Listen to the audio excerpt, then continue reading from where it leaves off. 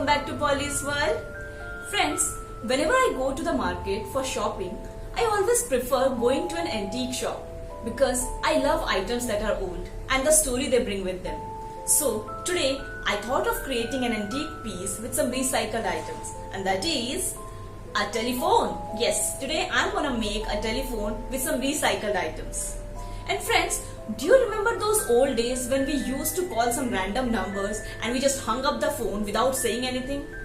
और सामने वाला सोचता रह जाता था कि फोन किसने किया था? किया है ना? आप लोगों ने भी किया है ना? शर्माइए मत. Oh, those were fun days, really. Anyways, let's not waste our time and start creating an antique telephone.